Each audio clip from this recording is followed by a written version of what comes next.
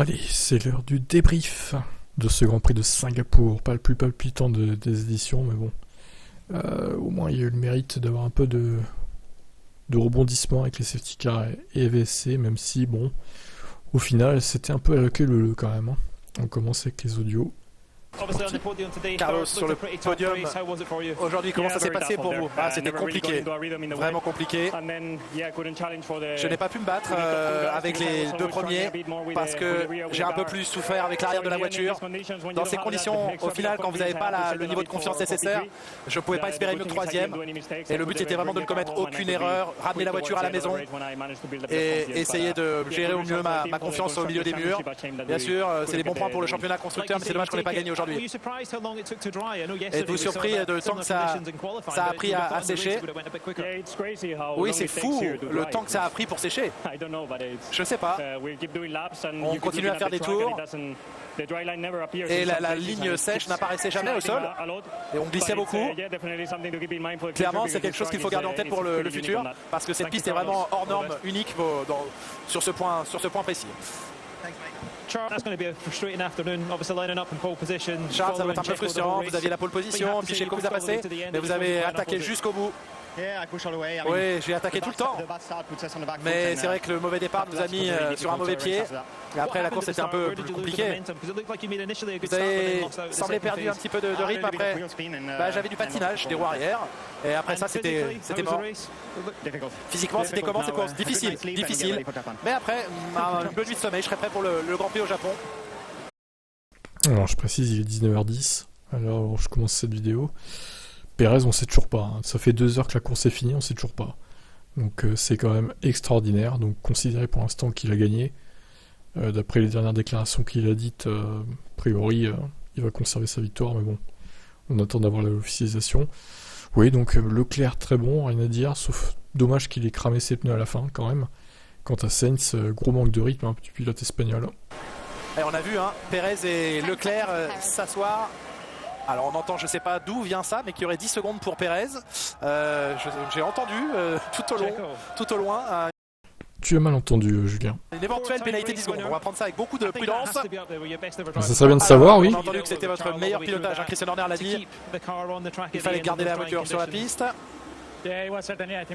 Oui, clairement, c'était ma meilleure performance en F1, ma meilleure course. C'est aussi la plus difficile. Les derniers tours étaient tellement intenses. Je ne le sentais pas vraiment dans la voiture, mais quand je suis descendu de la voiture, je suis tombé. J'ai tout donné. Vous êtes sous enquête pour une infraction sous safety car, alors que l'équipe vous disait de faire attention à l'écart avec la voiture. Non, je n'avais aucune idée. On m'a juste prévenu que j'étais sous enquête. J'ai essayé de créer l'écart et voilà. Vous maintenez les chances au championnat en vie. Oui, bien sûr, ce sera mieux pour Max et pour l'équipe et pour Honda d'obtenir ce titre au Japon. Il y aura une possibilité au Japon, effectivement, pour... On écoute Max, difficult afternoon. Shall we start un après-midi difficile pour vous. On commence par le départ. Ça a été un envol très difficile pour vous.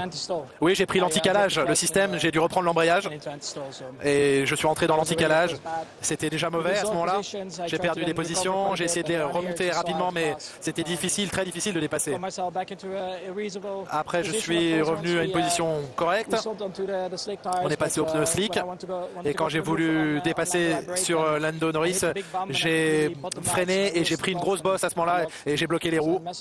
Ça a été un énorme plat sur les roues à ce moment-là et j'ai dû retourner au stand, changer de pneus. C'était assez frustrant aujourd'hui. 2 journées difficiles pour vous, mais vous êtes toujours en tête. Vous pouvez toujours être champion du monde le week-end prochain. Quel est votre sentiment? Oui, c'est pas le problème. C'est qu'après ce qu'on a fait hier, il était si difficile de passer aujourd'hui. Il n'y avait pas grand-chose d'autre à ajouter. Votre deuxième meilleur. Il s'en remet pas, hein. C'est maladif. Hein. Il est encore obsédé par ce qui s'est passé en qualif. C'est étonnant parce que je pensais qu'il avait mis ça derrière lui, qu'il était passé à autre chose, mais il ressasse toujours ce qui s'est passé la veille. Ça l'a déconcentré pendant toute la course, je pense, honnêtement.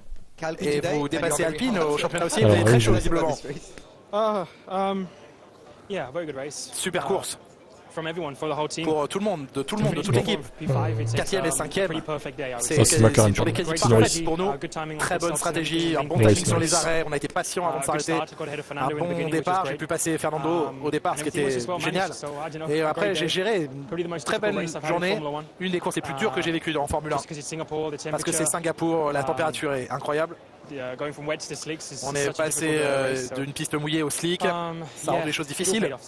Ça a payé, je suis très très heureux. 4e, 5e, c'est incroyable. Parlez-nous de l'attaque de Max Verstappen. Avec toute la fumée qui se dégageait de ses pneus, vous avez réussi à l'éviter. Ouais, c'était génial pour moi. J'étais un peu surpris qu'il freine si tard.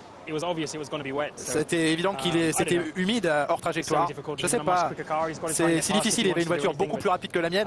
Il n'avait pas besoin de prendre ce risque, il va gagner de toute façon le championnat, il a essayé, il s'est raté, c'était mouillé, voilà.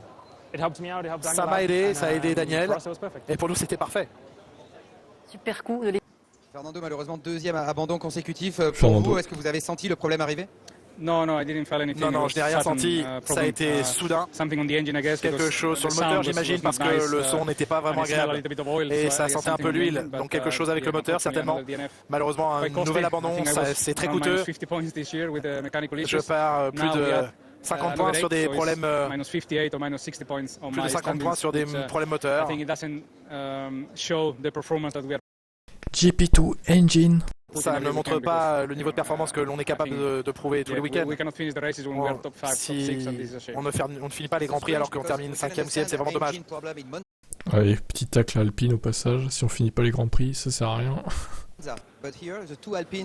Ici, les deux Alpines ont cassé les moteurs. Non, je ne sais pas ce qui est arrivé à Esteban. Mais 14e ou abandon, c'est 0 points. Ça a été la même chose pour lui comme pour moi. Bah écoutez, Alpine, ouais, là c'est vraiment la catastrophe. Hein. En plus, t'as les deux McLaren qui marquent des points, 4 et 5, on fera un point sur le classement en fin de débrief, évidemment, j'ai hâte de voir ce que ça va donner. Pour un point à la fin, racontez-nous un peu cette course et puis les décisions stratégiques nécessaires. Je suis extrêmement déçu parce qu'on a fait le début de course qu'on devait faire. On arrive à garder notre position. On savait qu'on n'aurait pas la perfo pour aller chercher les Alpines et les McLaren. Mais bon, j'étais en, je crois, 7e position. Tout se passait bien et je ne comprends pas pourquoi on a pris le risque de mettre les slicks aussitôt. Alors qu'on avait les deux Aston Martin derrière nous, on n'avait pas besoin de risquer quoi que ce soit. On avait la position en piste et on l'a fait. On s'est fait dépasser par 4 voitures. Donc forcément extrêmement déçu. Et puis ça nous coûte beaucoup de points au championnat. Donc non, ça a été vraiment très mauvaise opération. Il n'y a pas eu vraiment de dialogue avec l'équipe. Donc à ce moment-là, pour moi, c'était assez clair qu'il fallait pas piter. Malheureusement, on l'a fait et on perd beaucoup de points. Merci d'expliquer parce qu'à la télé, on n'avait pas bien compris. Vous êtes passé 7e à 10e d'un coup. Ouais. Au championnat, vous avez fait le bilan. Aston Martin marque beaucoup, vous passe devant. Vous égalisez As. Comment vous imaginez la suite entre ces trois équipes? Clairement, aujourd'hui, on ne mérite pas de marquer des points. Ils ont été plus intelligents que nous, ils ont fait les bons choix, on avait les mêmes informations et on n'a pas fait les bons choix, donc il faut être objectif. Je pense qu'aujourd'hui, clairement, c'était pas une bonne course de notre côté, il va falloir comprendre pourquoi et surtout beaucoup plus communiquer, mais c'est vrai que pour le moment je comprends pas et il va falloir qu'on discute pour pas reproduire ce genre d'erreur. Voilà, la déception. Ouais, là il se lâche sur AlphaTauri, je pense qu'il sait qu'il va partir à la fin de la saison. Donc il est sans filtre, notre ami Gasly. Grosse contre-performance de cette équipe, effectivement. Qui, à mon avis, si vraiment ils perdent Gasly pour l'an prochain, ça va. AlphaTauri, ça sera de retour au fond de grille, hein, à mon avis. Hein. Ok, donc les articles, j'ai plus d'audio à vous proposer. Terrible. Bon, alors, Pérez, comme je vous ai dit tout à l'heure, hein, il est presque sûr à 100% de conserver sa victoire. Donc 19h18, toujours aucune news. Magnifique, merci la F1. La F1 qui nous fait attendre des heures et des heures avant de déclarer le vrai vainqueur. C'est beau ça. Hein. Je suis assez confiant parce qu'il n'y a rien, parce que il y a un peu de malentendu avec Bernd Melander. Je pense que là où je pouvais le suivre, il était super lent, et là où je pouvais pas le suivre, il était rapide. Ouais, alors tu te fous de notre gueule. Hein, t'as quand même une Formule 1. Pérez, elle reste plus rapide qu'une safety car quoi qu'il arrive. Donc ça c'est une fausse excuse, désolé. C'était donc un peu une mauvaise communication. Je pense que dans ces conditions n'étaient pas normales. Il est donc tout à fait compréhensible que les conditions dans lesquelles nous étions, en particulier dans le secteur final, étaient super délicates. Je m'attends donc à rien d'autre comme suite à cette convocation, car les commissaires étaient satisfaits de mon explication et l'ont comprise. Bon, bah écoutez, il a l'air très sûr de lui en tout cas. Attention que ça se retourne pas contre lui quand même. Ouais, bon, je sais pas. À voir, c'est le débrief des commissaires. Pour l'instant, sur la vidéo que j'ai vue, quand même, il était très loin de safety car, mais bon, après, voilà. Alors, Alfa Romeo. Bottas, c'est toujours frustrant de terminer une position des points, mais étant donné notre position de départ, on ne pouvait pas espérer grand-chose non plus. Ah, il y a eu 6 abandons, Valtteri, quand même. 6, c'est beaucoup. Au moins, nous n'avons pas commis d'erreur, nous avons gardé la voiture en piste, mais ça reste dommage. Je pense que chausser les temps dans la fin était une bonne décision, ils ont simplement pas tenu jusqu'à la fin. Donc, c'était pas une bonne décision, s'ils ont pas tenu jusqu'à la fin. Ok, passons. Le rythme était mieux dès le vendredi, et nous aurons quelques nouvelles pièces pour le Japon. Notre voiture semble préférer les conditions sèches, et j'espère qu'il pleuvra pas à Suzuka. Ça reste à voir. Alors, Joe, pardon. Alors, il a croisé sur son chemin Latifi, pas de bol pour lui. Latifi l'a assassiné, littéralement. D'ailleurs, pénalité pour Latifi au prochain Grand Prix, c'est officiel. On va le voir après. J'ai vraiment été surpris au moment de l'incident. Nous étions côte à côte à l'approche du virage 4, puis Latifi s'est rabattu sur moi avant que nous arrivions. Il savait que je serais là car il avait manqué la corde au virage 3. Malheureusement, ça a mis fin à notre course. Non mais en vrai, Latifi... Qu'est-ce qu'on peut dire d'autre, quoi? Enfin, tout est dit, Franchement, tout est dit, Il mérite pas du tout d'être en F1, ce mec, en fait. Il a jamais mérité d'être en F1. Il n'y a pas grand chose à dire. Je sais que les conditions étaient difficiles aujourd'hui, mais vous devez toujours être prêt à ce qu'un pilote soit à côté de vous. Et il savait que j'étais là car il défendait constamment. Puis soudainement, il a complètement fermé la porte. Oh, il a littéralement éclaté, C'est incroyable. Donc Norris, nous l'avons écouté tout à l'heure. Je vais donc passer à son équipier directement. Ricciardo est un peu triste de signer seulement son premier top 5. Bah, vu la performance qu'il a montrée sur la course, désolé, il a fini avec 25 secondes de retard sur Norris en 20 tours à peu près, ou 15, je sais plus exactement, ce qui est affligeant, quoi, avec une voiture identique. Enfin, certains disaient dans le live qu'il n'avait pas les dernières Evo de McLaren, peut-être, après, je sais pas. Je suis plus fatigué endormi qu'épuisé physiquement. C'est toujours dur, les 2 heures de course ici, c'est long, et le fait d'être sur un circuit urbain oblige la concentration à être très élevée, donc j'ai envie de dormir. Bon, c'est chaud quand même, le mec a envie de dormir, quoi. Il est plus apte physiquement à rouler en F1, on peut se demander, franchement. Je suis très heureux de revenir dans le top 5, et c'est mon premier cette année, ce qui est un peu triste, mais je suis heureux d'y revenir. C'est une belle performance pour l'équipe, 4ème et 5ème, c'est mérité, c'est une belle journée. Racontant sa course, il salue la décision de McLaren, qui a fait durer le premier relais assez longtemps, pour profiter d'une voiture de sécurité. Un bon départ, je crois que j'ai passé 3 voitures au premier tour, quand c'est passé en style comme voulait remonter. Russell est passé en style qui était assez lent, Gasly est aussi rentré. On gagnait du temps quand les autres sont rentrés au stand. On a été patient, il y a eu la voiture de sécurité, ça a payé maturité, patience, top 5. Ouais. Par contre, rapidité, non. Mais bon, bref, top 5. Effectivement, si on lui avait dit à l'antenne de ce week-end qu'il ferait un top 5, je pense qu'il signait dès demain. Alors, autre belle performance, c'est Aston Martin qui a vu ses 2 voitures arriver dans les points quand même. C'est assez rare pour être signalé aussi. Une course difficile, c'est certain. Je suis donc satisfait de marquer les points. Se réjouit Stroll, qui a fini devant Vettel, qui considérait Vettel comme le dieu de Singapour. Donc, ouais, pas si fort que ça le Vettel quand même à Singapour, au final. Nous avons souvent terminé 10e cette saison. Nous avons pu décrocher quelques bons résultats après. Mais pour une raison ou pour une autre, ça ne se produit pas. Cette fois, tout est allé dans notre sens et je suis très content de ces points. Alors Vettel s'est fait fumer dans le dernier tour. Face à Verstappen, il n'a pas réussi à tenir, dommage. Je savais que je devais être agressif au départ, j'ai étudié quelques trajectoires lors de tours de mise en grille et ça a fonctionné. Je suis donc satisfait. Je regrette simplement que la voiture de sécurité ait figé les positions. Ah bah ça, malheureusement, il n'y avait pas besoin de la voiture de sécurité d'ailleurs pour figer les positions. Elle se figeait toute seule, les positions. Le pilote allemand a aussi livré une belle résistance face à Hamilton et Verstappen. Ils étaient tellement plus rapides, je pouvais voir dans mes rétros qu'ils me suivaient facilement. J'ai aussi été bloqué derrière Lenz par moment et ça n'a pas aidé.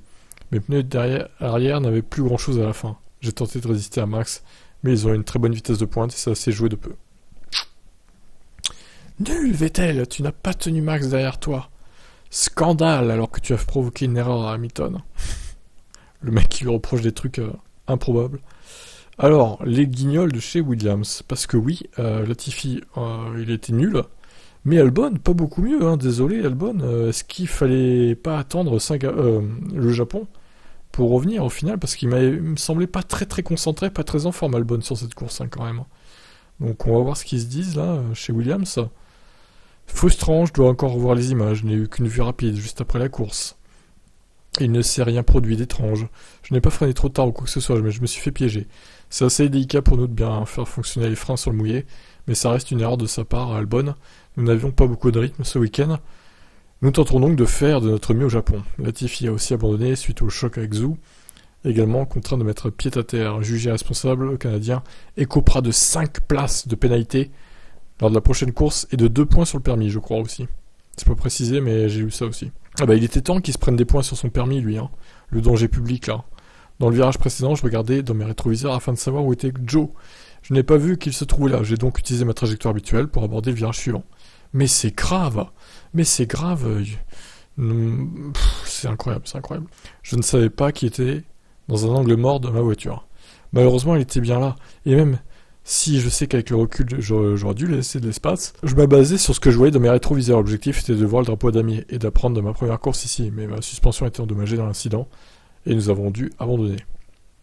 Au sujet de la pénalité, les commissaires ont examiné les preuves et déterminé que Latifi était principalement responsable. Joe tentait de dépasser Latifi sur la ligne droite précédant le virage 5 et avait suffisamment d'espace.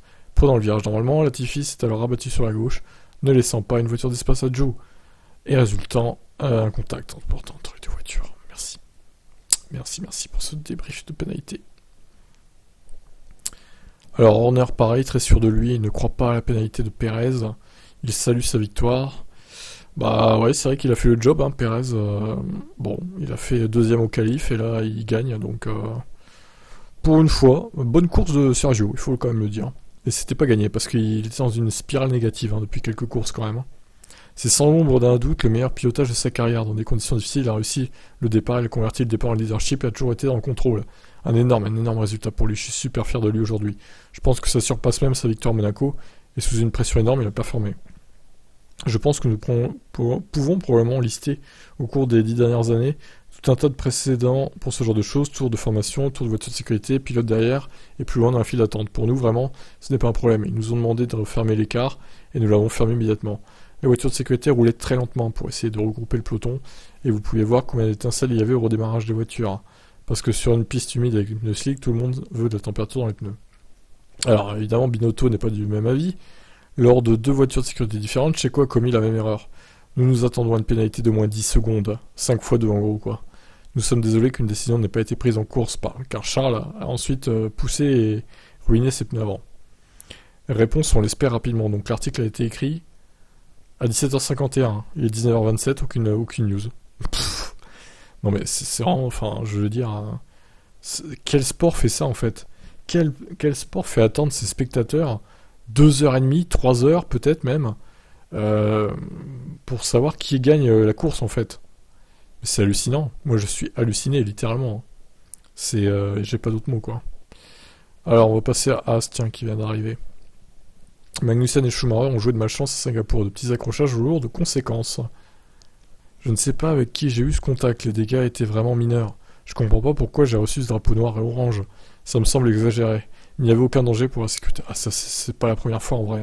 C'est pas la première fois en plus Magnussen qui se fait niquer à cause de ça. C'est terrible, il a raison. La petite ailette n'était pas complètement détachée, elle ne bougeait pas dans tous les sens et ne menaçait pas de tomber. J'aimerais recevoir une explication de la part de la FIA car c'est la 3e fois cette saison que je reçois ce drapeau pour la même pièce. La journée a été frustrante en raison de cet incident. Alors c'est pas normal en vrai. L'ailette elle allait pas se barrer, c'est n'importe quoi. Le contact avec George Russell a probablement tué notre course avec cette crevaison. Nous avons néanmoins terminé la course, ce qui n'est pas le cas de tout le monde. Nous avions le rythme pour jouer les points, mais nous avons simplement été malchanceux. Mais en vrai, Russell mérite une pénalité, désolé de le dire, mais c'est un assassinat ce qu'il a fait sur Mick Schumacher. Il est fautif à 100% pour moi.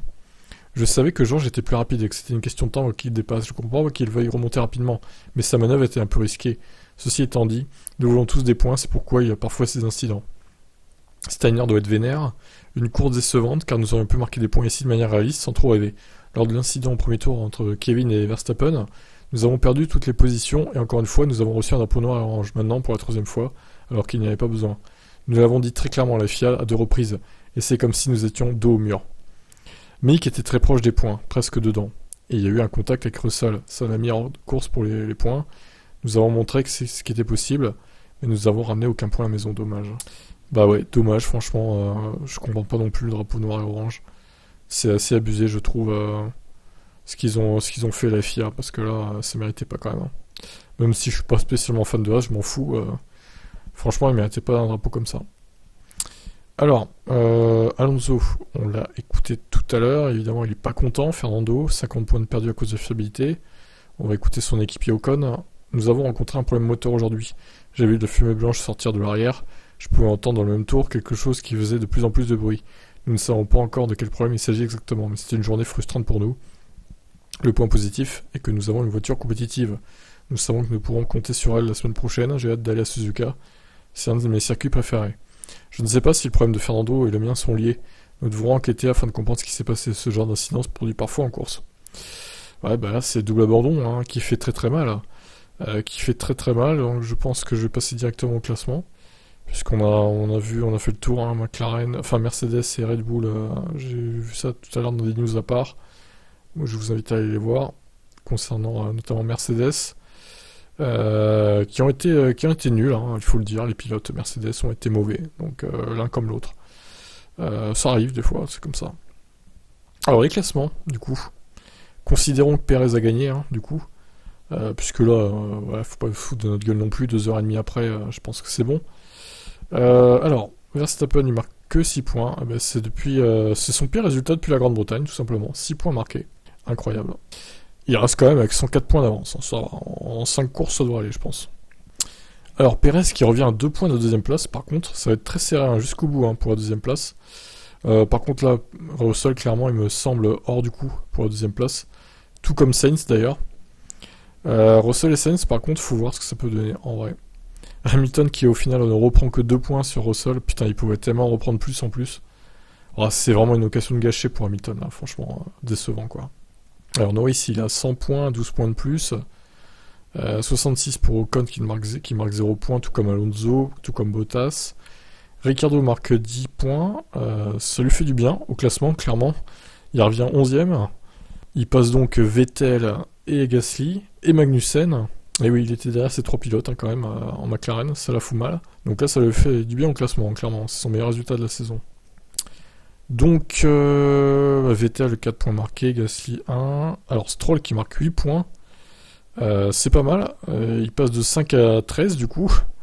Grosse course hein, pour Stroll, là, bon, par contre, il a encore 11 points derrière Vettel. Au final, Vettel fera une meilleure saison quand même. Mick Schumacher donc marque pas de points, Tsunoda non plus, Zhou, Albon, De Vries.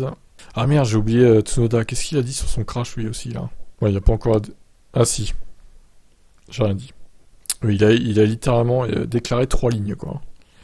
Alors, c'était en ses dixièmes avant... Un accident qui s'attribue entièrement, bah oui. J'essayais déjà avoir des points, mais j'ai été pris par surprise par les conditions, j'ai fait une erreur tout seul, j'ai totalement manqué le jugement du freinage. Donc j'ai aucune excuse. Ah ouais, non, là c'est une erreur bête. Hein. Là c'est une erreur digne d'un rookie, c'est pas acceptable en vrai. C'est une honte ce pilote. Franchement, s'il refait la même saison l'année prochaine, il se fera virer, je pense.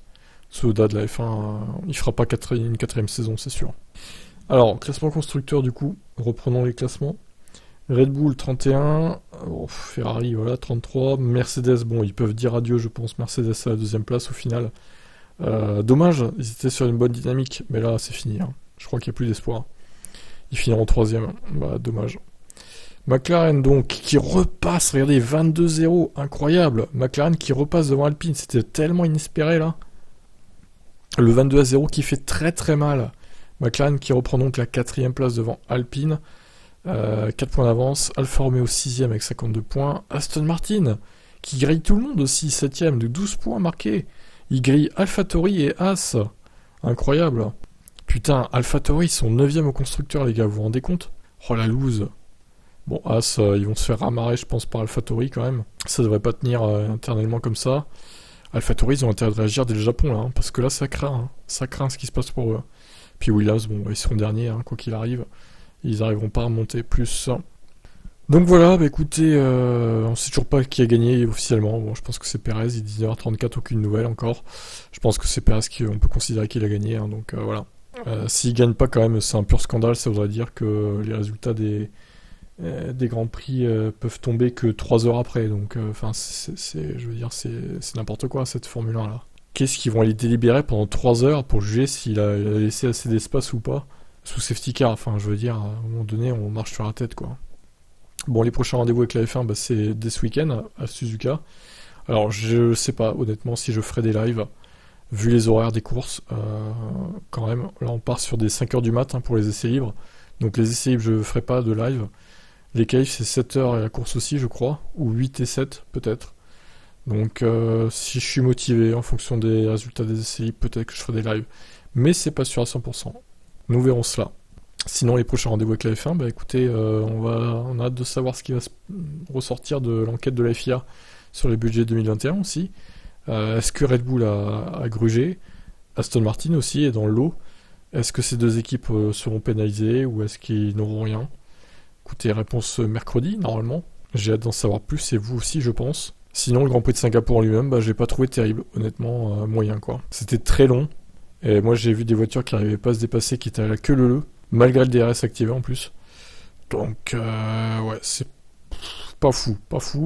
Et honnêtement, ils auraient pu partir bien avant 15h. Ils auraient pu partir dès 14h30. Et la piste aurait été un peu plus mouillée. Ils auraient peut-être pu panacher les wets et les inters. Parce que là, au final, tout le monde est parti en intermédiaire. Mais ça, je l'avais dit avant le départ. Dès que j'ai pris l'antenne, vers 14h, j'ai dit, ça se trouve, ils vont tous partir en intermédiaire parce que ça va sécher. Et voilà, ça va pas louper, quoi. Putain, mais c'est nul, franchement. Enfin, la F1 est merdique. Le règlement de la FIA est pourri, quoi. Excès de prudence, encore une fois, et c'est nul. Franchement, c'est nul. Bon, allez, sur ce, je vous laisse.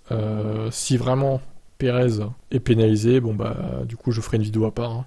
Mais je pense pas qu'il sera pénalisé. Il va garder sa victoire. Et il la mérite, hein, je pense, parce qu'il a quand même fait une course solide face à Leclerc. Il a résisté à la pression et tout. Donc, clairement, Pérez, il mérite sa victoire du jour. Deuxième victoire de la saison, donc, après Monaco.